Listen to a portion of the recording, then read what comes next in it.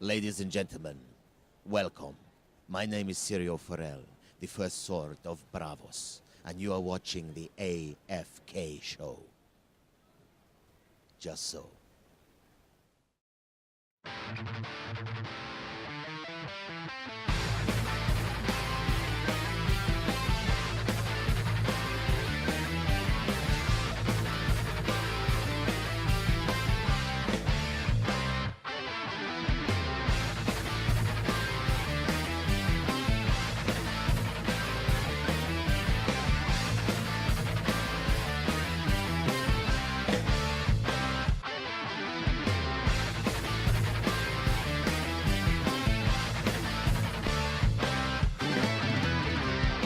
And look who's here! Give a round of applause for Miss Nichelle Nichols.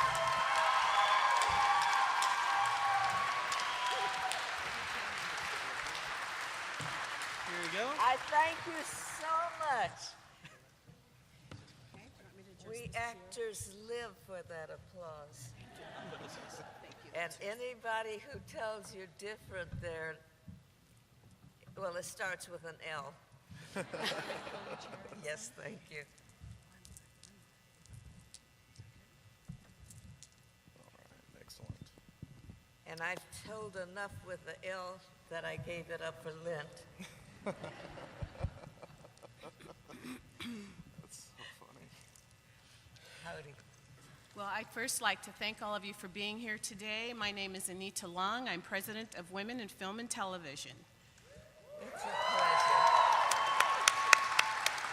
Hello, my name's Jose Gutierrez. I'm just a lucky schmuck who got here. So, Love those lucky schmucks.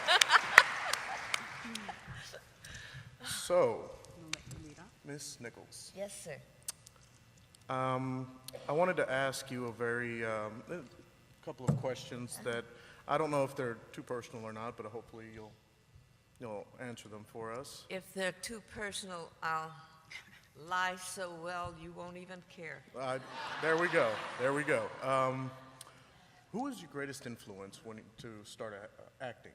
Who was what? Your greatest influence to start acting? Lena Horne. Lena Horne. Yes, I was a very young girl. And she wasn't so much as an actor, but she was a fine one, as she was this great singer. And when I was that high, I thought it's okay to want to do a lot of things. So I wanted to sing, dance, and act. And my parents said, okay, let's give her. So I took ballet, and apparently was pretty darn good at it because my ballet teacher wanted to get me away from singing and dancing. And my singing teacher wanted to get me away from dancing. And on and on. And I finally, I was confused, and I finally said, I'm going to do it all together. And so and they said, you can't do that. And I put together an act I was about 16, I remember exactly. And I put together an act of singing, and I made up all the, I didn't know I was also an author, but I made up this wonderful act that put it together. So I came out and talked about this girl who always wanted to do everything and didn't know that she couldn't. And then I said, and she wanted to sing, but she wanted to be an opera singer. And I said, and she could only hit high C. And then somebody said, wait a minute, high C. And I went, yes! and that started that, And then I said, and then she wanted to dance. And the only dancing that I couldn't do, even though when you took dance lessons, you took ballet, at something else and tap dancing, tap dancing. To this day, I can't even make my taps do that, but I can sing and I can dance. So I settled for that. Okay. All right. You grew up in Chicago, Illinois, correct? Yes. Can you tell us a little bit about Hey, growing up in Shy. Chicago? Could you tell us a little bit about growing up in Chicago? Back in If you grow up in Chicago, and I mean if you get to grow up, Yes, ma'am. you can grow up anywhere. You can go anywhere. And I learned that, and it gave me great respect for Chicago because when I was a kid, I wanted to get out of there because it was on the south side of Chicago. And my father worked on the north side of Chicago. He was a brilliant man, and he was going to quit one time to give more time to the family, and they just kept raising his salary. I thought, that worked. Maybe it'll work for me someday. And did, too. And but only once. But I was satisfied with it. But in singing and dancing and acting, I found what I felt was not much difference because it goes together, And because if you're singing, you usually are moving, and that's dancing. And if you're dancing, you're thinking about, making sounds and so forth. So I turned professional at 16 and in a big show. And I lied and said I was 16, but I was really 15, and my mother and father let me get away with it. And it was at one of the largest hotels, businesses in Chicago. And so I told them whatever they asked, I told them I could do it. And I got a wink from somebody who said, well, why don't you do this from an aria? What was the wonderful show, black show? And so I said, I'm trying to think of the show so that I can think. Huh? Porgy, how did you know that? And I didn't. What's the song? Summertime. Summertime. Yes. And the living is easy. Fish are jumping and cotton is high. Ooh, your daddy's rich. Your daddy's rich. And your ma is good looking. So hush, little baby, don't you cry. Don't you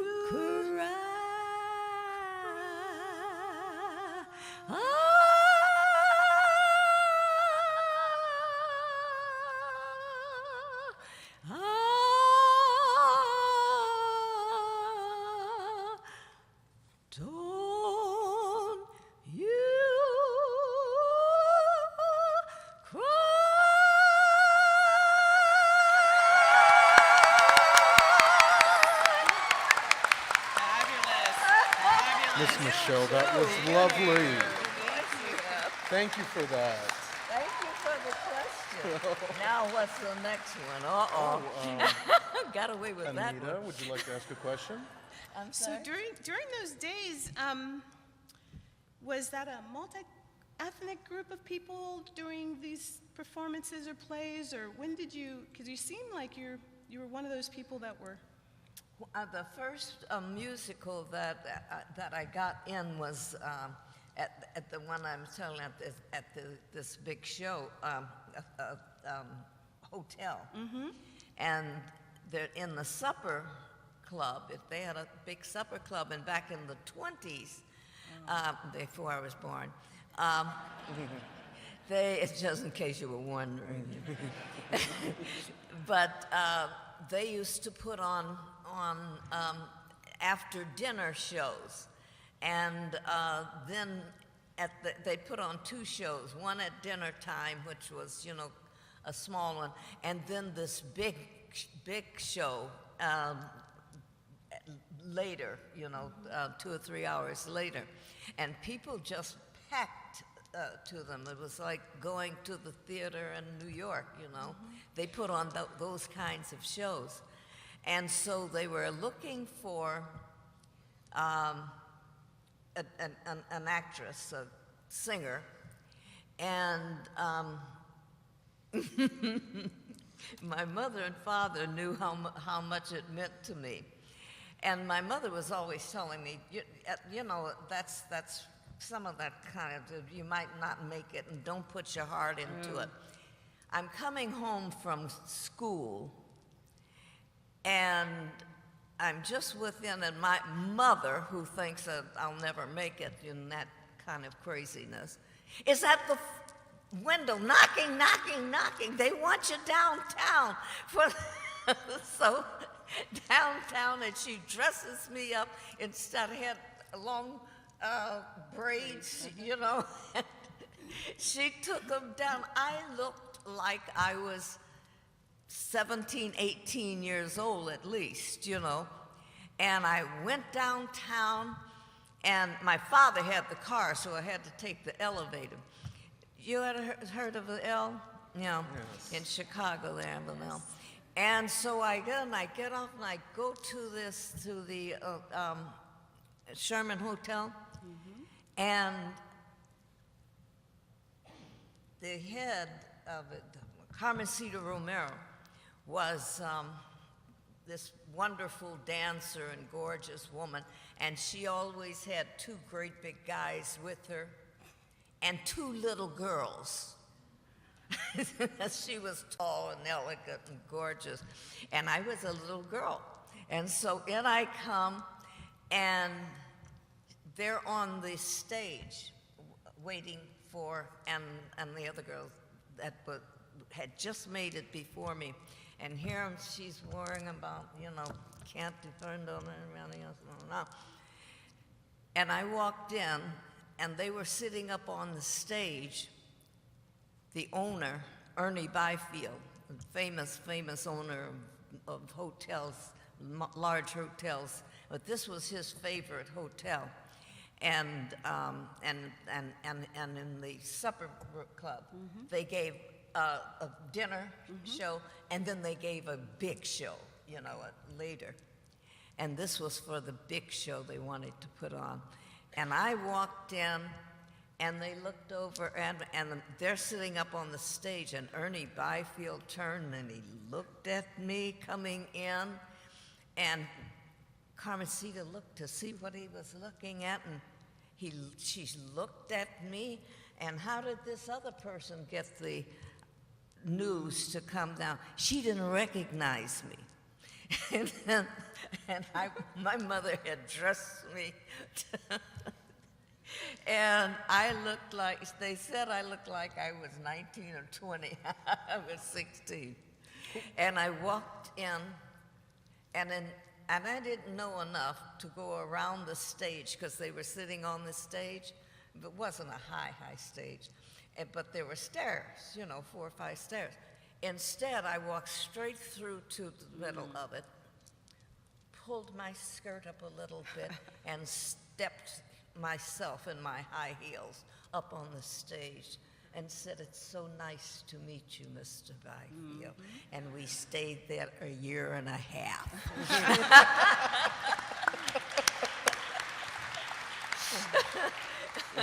And that was my beginning.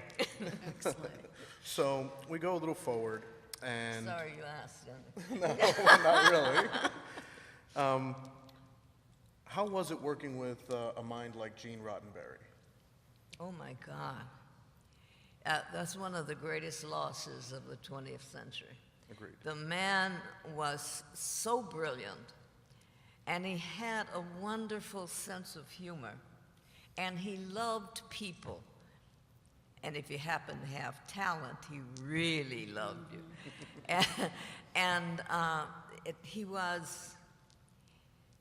He was one of the rare human beings. I was going to say nicest person, but he could be different. But he was very serious about talent, about music, and he loved it. And he would find the best that he could, and he put on the college end shows. And they were looking for, what's the dancer's name from New York who has troupe? Oh, Alvin Ailey. Alvin Ailey, the dance company. No, the woman. Martha Graham. Oh, no, she was a little browner than Martha Graham. Oh, okay. Josephine Baker? Yeah, something like that. okay. Anyway, she was well known. And she called my mother, and they wanted to do, the famous woman from New York and her troupe. And they wanted two guys, a tall woman, two guys, and two little smaller girls. And they wanted, you had to be old enough, you know, you couldn't be 15, I mean, you just barely.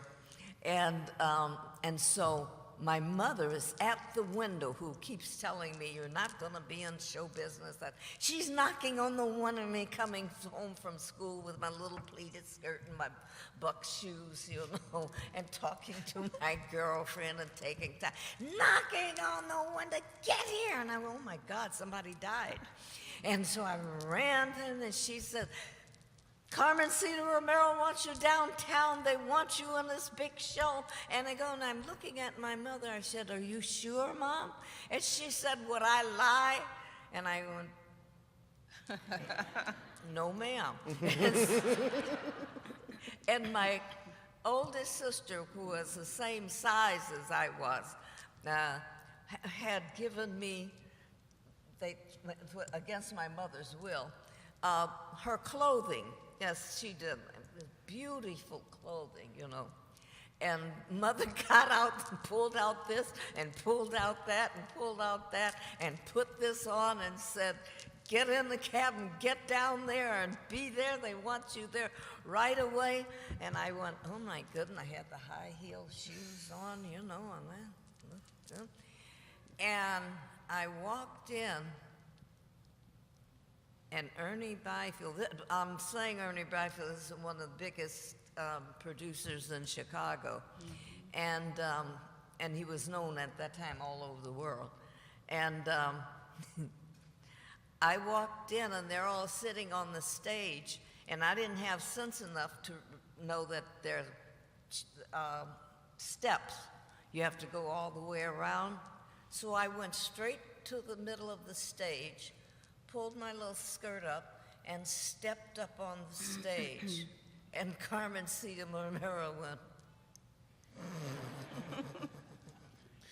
and Mr. Byfield went, what a beautiful young woman. Indeed. Still. And we got the job, and we worked there for a year. Doing the college end story. I have a question. I know at one point in your career, you were thinking about not staying in in film, Star Trek. in Star Trek. Oh, in And Star Trek. there was a very pivotal moment, and it was sort of around the civil rights time, and Oh, yes. someone very important encouraged you to. Yeah, not encouraged me, ordered me. Okay. Ordered. Can we hear a little bit about that? I was, I had what I called the single most honor for someone my age to meet this great man. And he thought that I was very, very lovely and talented and so forth. And so I ran into him and he said, "So how are things going?" And I said, "Oh, they're going just fine." And I said, "I got a call and I'm going to New York and I leave on," he said, "You can't." I said, "What you talking about, Dr. Martin Luther King?" And he said, "Because there's a big job for you, better than the little one that you're going to audition for, that you're going to be doing here, and it's called The College Inn Story." And I told them that you were the best dancer and singer in Chicago, and they had to go, and you already have the job, so you're not going to Chicago, and that's just what happened. And Martin Luther King, man. Yeah. For an Asian, how's that? That's one hell of an agent. Yeah, that's one hell of an agent, right? Do the audience want to ask any questions to Miss Nichelle Nichols? In fact, if there is someone that wants to ask a question, we're only taking 20, and you need to line up right over here to my right. Hi there. What's your name? Belinda. Excuse me? Belinda. Belinda. Okay. Well, my question is, what is the craziest encounter you had with one of your fans? What was the craziest encounter you may have had with one of your fans? Oh. I repeated something to them that had been said to me when I said I was going to quit school and I was in the 8th grade or last grade in high school, and I was going to New York because they were auditioning for some big play. And this gentleman who I was had met this famous person, and I said to him, "And I'm going to New York next week, and of course I have to quit school, but I'm going to go to home." He says, "You cannot." And I said, "What you talking about, Dr. Martin Luther King?" Okay. Can I have a next Only question? I didn't say that, but I didn't go to New York, and wonderful things happened to me there Thank you. in Chicago. This is Chicago. Thank you. Thank you. Could I get a show of hands? We can get like 10 more people up here to. Oh, sorry. I'm sorry, what? Anybody else want to ask questions? We can get 10 more people. Just raise their hands. Anybody? Oh. Yeah. You're shorter this way. Any questions you want? Before we have a question, I do have a question for you, if you don't mind. Oh, please. What do you think was one of the most groundbreaking series in Star Trek for you? The fact that they chose me. I didn't have that much experience at that time. I was really very young. And I went, that's when I found out I was a pretty good actor. I went to the audition, and I had dressed as dignified and as old without looking old, a nice suit on and like that. And I walked in, and I was, I was really nervous. And because this was going to be a television series. And I walked in, and just before I walked in, I brushed myself and said, you deserve this. And I walked in, and the gentleman who was Gene Roddenberry, he was his name, and he was looking down on a piece of paper like this, and he said,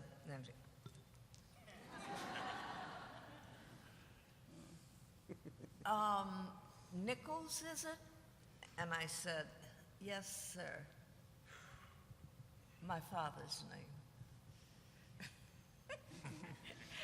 And Dr. Samuel Nichols is my father. And he said, oh, I think I know him. I said, most people do. I'm talking It's good. to Gene Roddenberry, you know? And Gene Roddenberry said,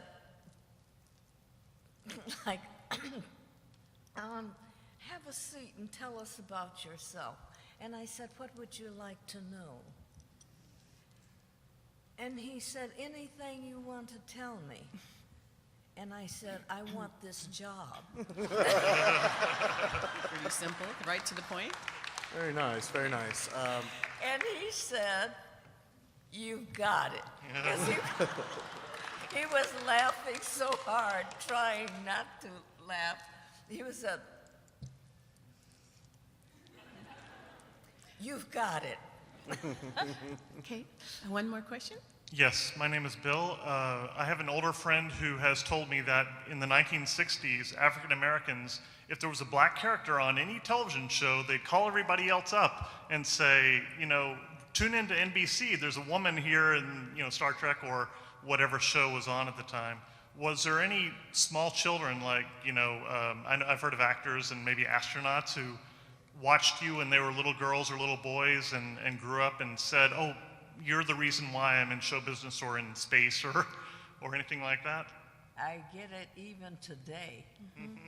And I feel guilty every time. I don't know if everyone heard the question, but just as other people encouraged me, or I looked and saw Lena Horne and say, I'm going to grow up to be a Lena Horne, you know, if not her. I didn't mean to copy her, because that was the first thing I learned. Let them copy you, don't you copy them.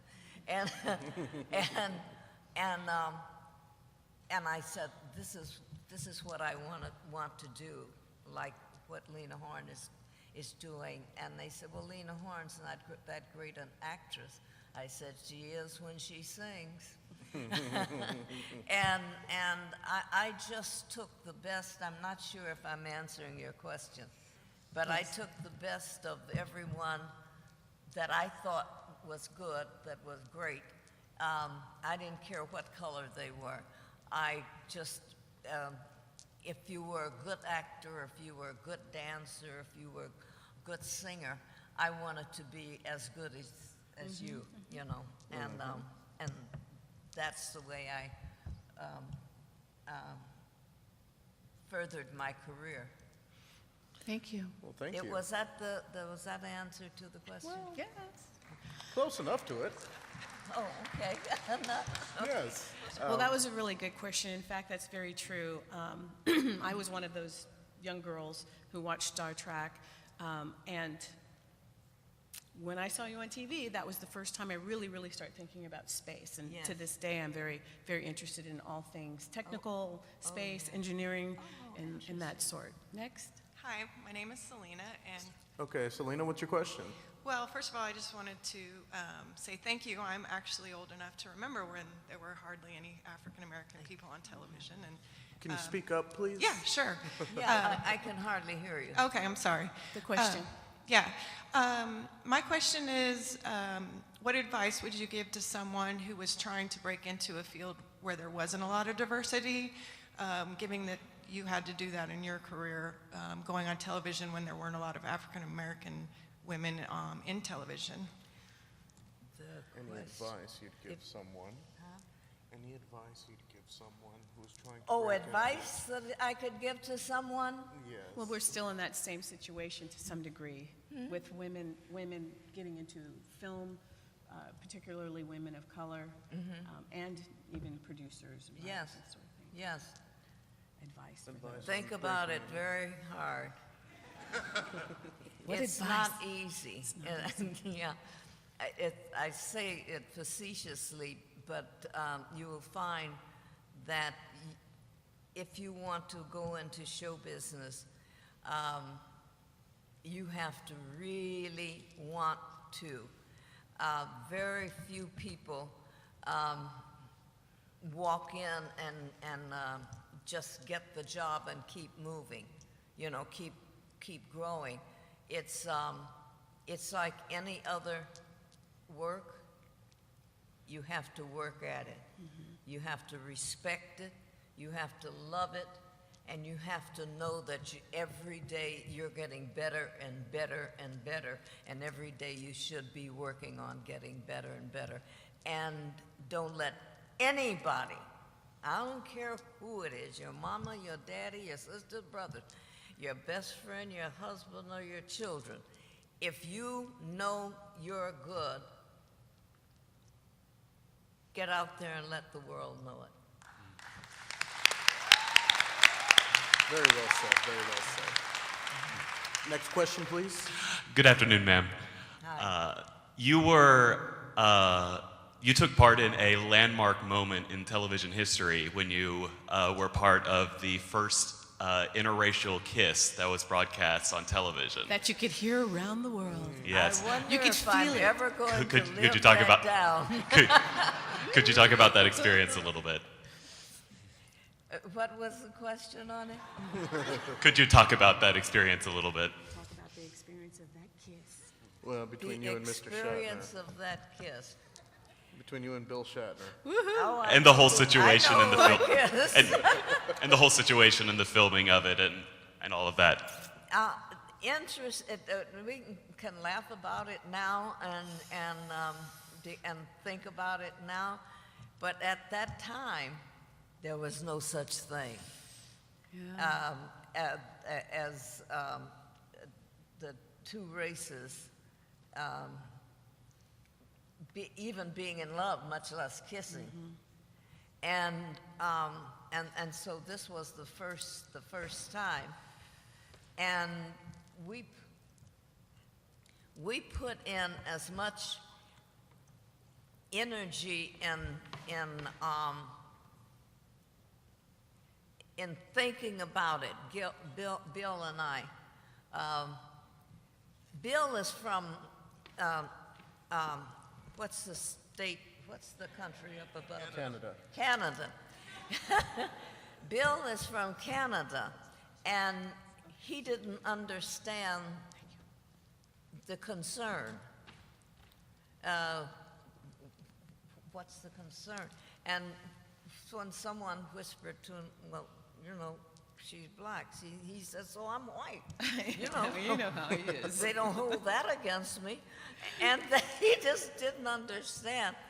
And so we rehearsed it. They didn't cut it out. We would rehearse it right up till the time that we were supposed to, then we would jump to the second thing. And finally, there was the top guy in L.A., who shall remain nameless, who thought it was just terrible.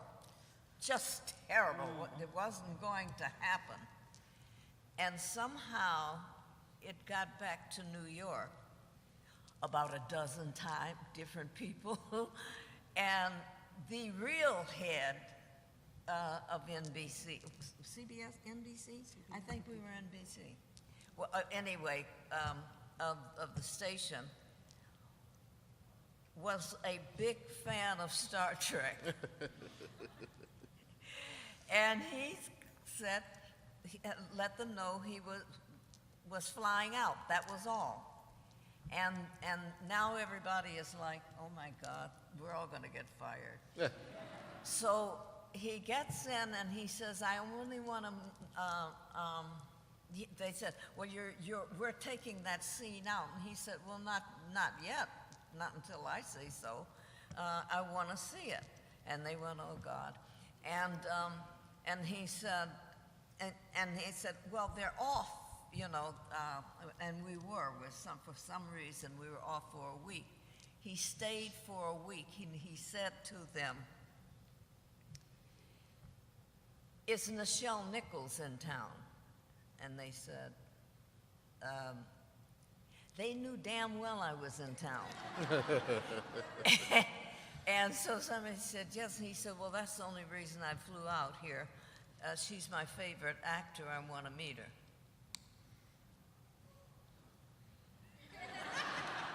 Oh, yes. I mean, she's just great. We will see if she's in town. And then somebody says, well, she's working on Wednesday. He says, I'll stay over. And this was like on Friday. So we're going to wait till Wednesday. He said, oh, I'll stay over. And so they said, well, can you stay over? And he says, I own the company.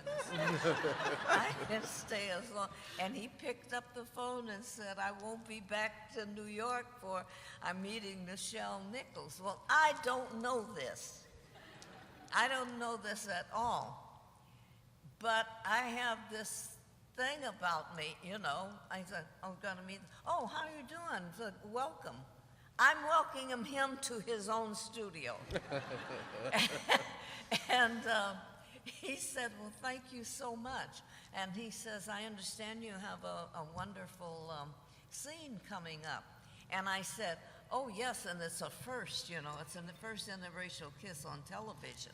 And the people in Hollywood were going, and he said, oh, I'd love to see the scene. And they're going, and he demanded to see the scene. Even Bill Shatner was a little shaky, you know. and so we did the scene for him, and Bill kind of pulled out, and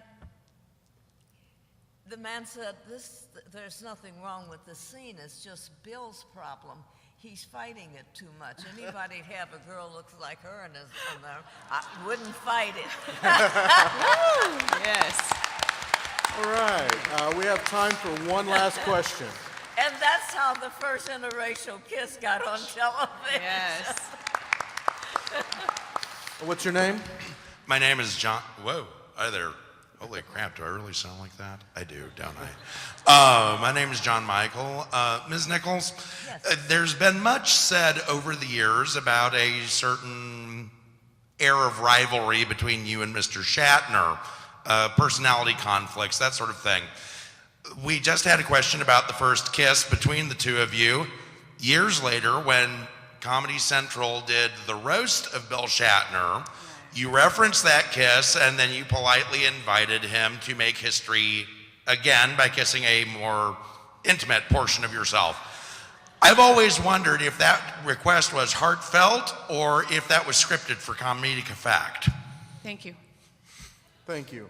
Yeah, it was. Okay, during the Comedy Central roast of Bill Shatner, you asked him if he could, make history again by kissing. It was one of the those kiss flippant posterior moments And- in comment history. on Comedy Central. Yes. Was that scripted for comedy, or was that something you came up with as a comedic joke? It wasn't scripted. I couldn't wait to. But to his credit, he said, it was one of the best moments of my life. All right. And he said, don't tell my wife I said that. And what he didn't know was she was in the room. Oh my gosh. We had a lot of fun on Trek because a lot of things such as that were firsts. We were even firsts on TV. You'd see people here and there, but in a show, regularly in a show, and as chief communications officer of the galaxy, you know, I took it seriously. But we had a lot of fun. Once once we got over a couple of hitches, glitches, everybody was just great. Everybody was just great, and would come up with some of the best ideas, you know, because no one was afraid anymore. I mean, you know, well, we do that, a gun could get us fired. And that just went out the window with the first kiss, you know? Yeah. Yeah. Well, I must say that you are one of my very favorite, and you are a female hero in my eyes, and I'd like to have everyone give you a big hand. Honestly, we would love to get to more of your illustrious career, 2 musical albums. She also worked with Women in Motion, a special project with NASA, recruiting women and African-American women into the space program. May I just tell them, because nobody believed it at first, including people in Washington who were with the organization. They talked to me about... This is Women in Motion. Yeah. Yes. And they were talking about, what did I do for them first? You started recruitment? Oh, to recruit the first women. Can you imagine? I can't. That's why The first women in... Can you imagine? That's once time there were no women in As astronauts or in the space program at the as time. an astronaut, and the head of the whole astronaut corps in New York, in Washington, was a black man, the head of the entire thing. And he said, he invited me, found out I was going to be in Washington, asked me to come in, and he says, this is what's going on, and we're thinking about this and stuff. How do we go, how do we go about doing this? I said, about doing it, what do you mean? He said, so as not to offend anybody. And I said, screw them, do it anyway. Yes. All right. Well, ladies and gentlemen, this is... He laughed. He laughed, I have to tell you. And he laughed and he said, that's just what we're going to do, and I'm hiring you to find the first woman astronaut for us. And I got them so many good women, top women, they couldn't pick out one. I think they picked 6.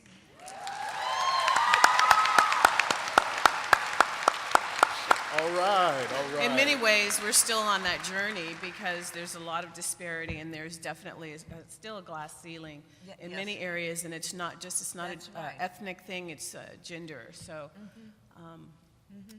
All right, ladies and That's gentlemen, absolutely true. that brings us to the end of this panel. thank you. Thank you very Give her a much for big hand. coming Let's into everyone give her a Comicpalooza, Houston. But not of it's you. not the end of succeeding in what is not should be done today. Thank you. Thank you. Thank you. You look wonderful in my costume. Come here. You gotta see this. Also, pick up a flyer on your way out for the Emerging Female Hero Conference next Hurry, month. because they're gonna leave. Hey, Stefan, do you have the camera? Ladies and gentlemen, Video camera? Oh, yeah, camera coming. Come on over here, ladies. how wonderful. Pleasure meeting you. How wonderful. You just look- Between the 2 of them, I look pretty good, don't I? I got some from both of them. You look wonderful. Thank you so much. This is truly the And next thank generation. you so much. Thank you.